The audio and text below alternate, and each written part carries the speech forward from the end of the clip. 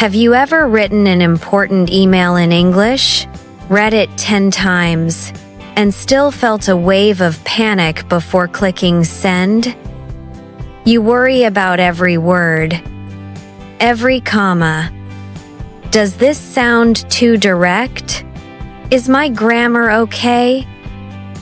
Is this polite enough? The fear of being misunderstood or looking unprofessional is a very real pain point for so many of us. But what if I told you that writing the perfect professional email is not a special talent?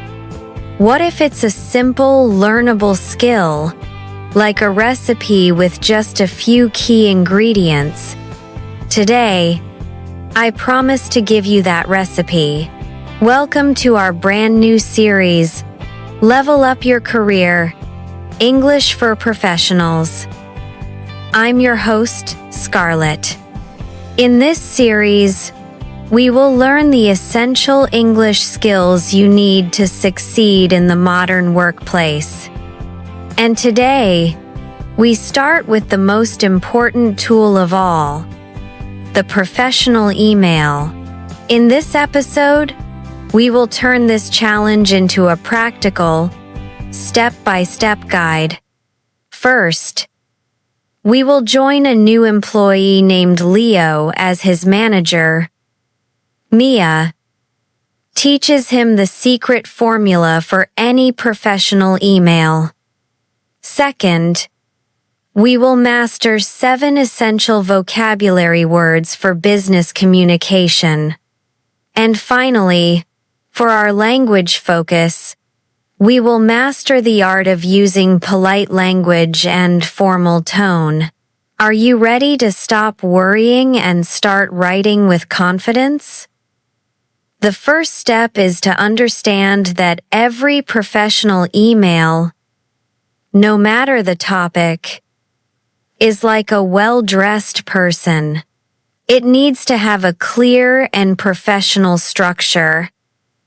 Let's look at the basic anatomy of a perfect email. Part 1. The anatomy of a perfect email. Think of your email as having 5 key parts, from head to toe. First, the subject line. This is the hat. It must be clear and concise. Its only job is to tell the reader exactly what the email is about. A bad subject line is hello or question. A good subject line is marketing meeting on Friday or question about the Q3 report. Second, the greeting. This is the handshake. It must be polite and appropriate.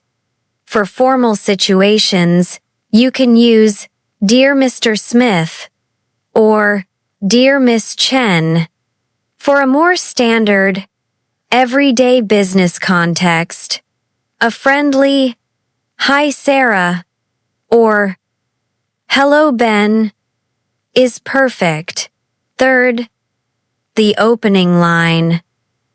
This is the smile.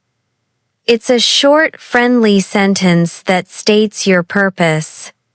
It could be a simple, I hope you're having a good week, followed by, I am writing to ask about. Fourth, the body. This is the conversation. It is the main part of your email.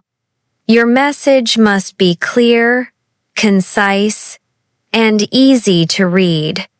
Use short paragraphs and leave a space between them. And finally, the closing. This is the goodbye wave. It's your final polite closing phrase. Common options are best regards, kind regards, sincerely, or a simple thanks, followed by your name. These 5 parts are the simple recipe for every professional email. You know the recipe, but how do you use it in a real situation? Let's join our new employee, Leo, on his first day at work. He needs to ask his manager, Mia, a simple question, but he's a little nervous. Part 2. The first challenge. Emailing your boss. Leo has a question about a report, but he writes his first email like a text message to a friend. Let's see what Mia thinks.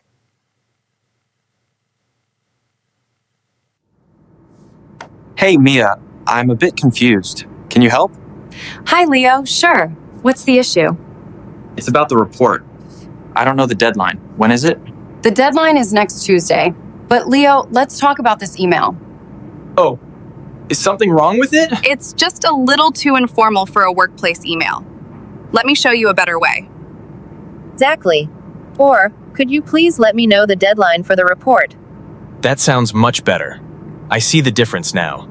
It's a small change, but it makes you sound much more professional. Don't worry, you'll get used to it. Thanks, Mia. I really appreciate the feedback.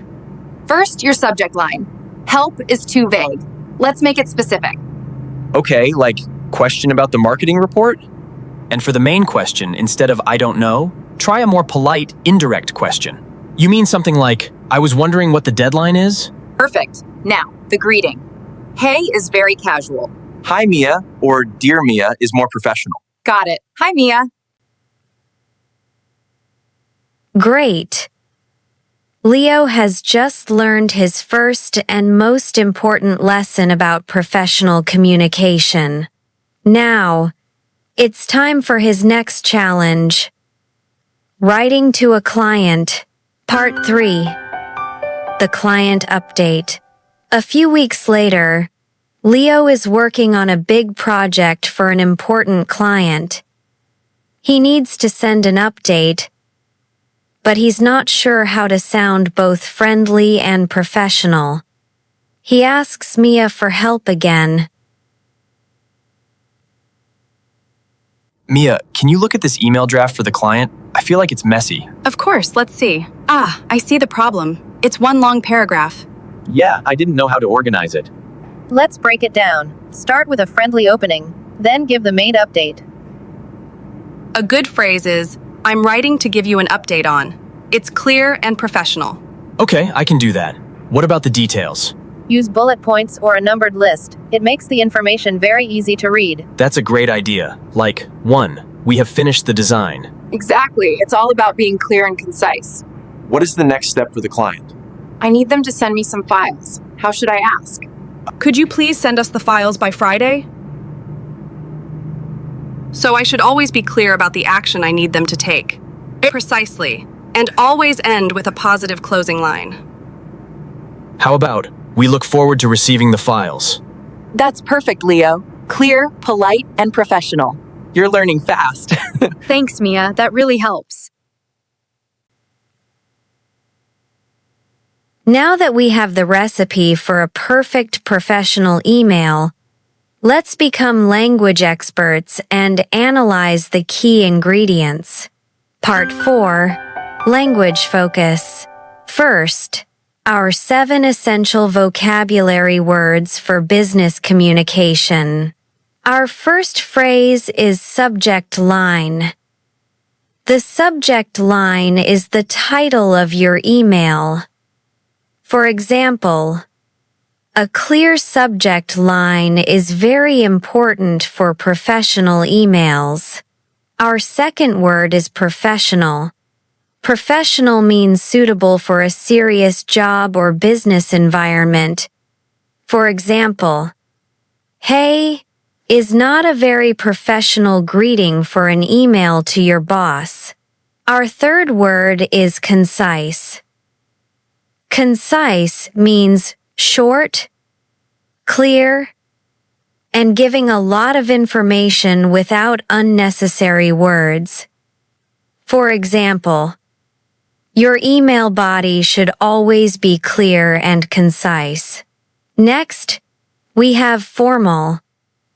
Formal means very correct and suitable for official situations. For example, "Dear Mr. Smith" is a formal greeting. Our fifth phrase is to attach. To attach a file means to send a separate document or picture along with your email. For example, "Please find my report attached." The sixth word is update. An update is a piece of new information. For example, Leo needed to send a project update to the client. And our final phrase is to look forward to. This is a common and polite phrase used at the end of an email to say, you are excited about a future event. For example, "I look forward to meeting you next week." Now for our grammar focus. Using polite and indirect language. In professional English, we often avoid very direct commands like, "Give me the report." Instead, we use softening language to make our requests more polite. One of the best ways to do this is by using indirect questions, which we learned about in a previous series. Instead of, "What is the deadline?" you can say, "Could you tell me what the deadline is?" Another powerful tool is using modal verbs like could and would. They are much more polite than can or will for requests. Instead of, "Can you send me the file?" you should say, "Could you please send me the file?" Instead of, "I want to schedule a meeting," you should say, "I would like to schedule a meeting." These small changes in grammar make a huge difference in the professional tone of your email. You've learned the secrets from Mia, the expert. Now, how can you practice these skills to become a master of the professional email yourself? Part 5. Practice tips for the 4 skills. For listening, find a YouTube video that teaches business English. Listen for the specific phrases and vocabulary they recommend for writing emails. Pay attention to the tone and level of formality.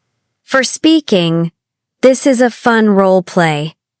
With your AI tutor, use your voice to dictate a short, professional email.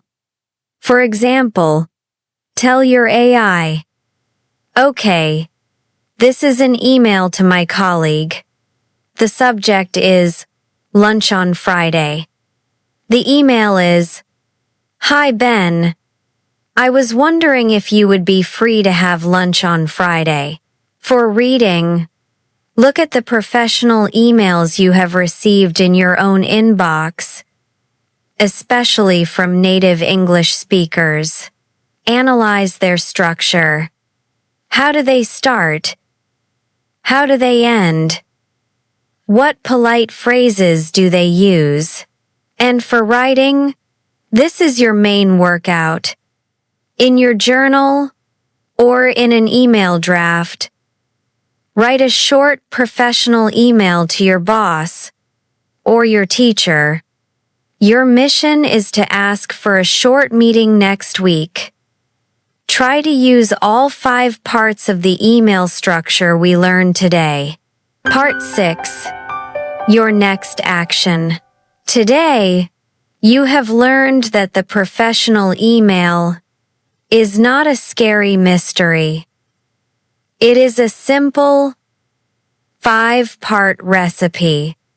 By following this recipe and using polite, clear language, you can communicate with anyone in a professional environment with confidence and skill. This is a huge step in leveling up your career. As we conclude, Let's quickly summarize our lesson. First, we learned the 5 essential parts of any professional email: the subject line, the greeting, the opening, the body, and the closing. Second, through our story with Leo and Mia, we saw how to apply these rules in real-world situations, from emailing a boss to updating a client. We also learned 7 essential vocabulary words for this topic. As a review, those words were subject line, professional, concise, formal, to attach, update, and to look forward to. Now, I have a final challenge for you. What is one polite phrase you can use to ask for something in an email? Share your favorite phrase in the comments section below. If you are committed to making this mindset a part of your life, show your energy by smashing that like button. Be a hero for a friend by sharing this video with someone who is starting a new job. And to lock in your commitment to learning, subscribe and smash that notification bell so you don't miss the next lesson in our Level Up Your Career series. Remember, every email you send is a chance to show your professionalism. Until next time, take care and happy learning.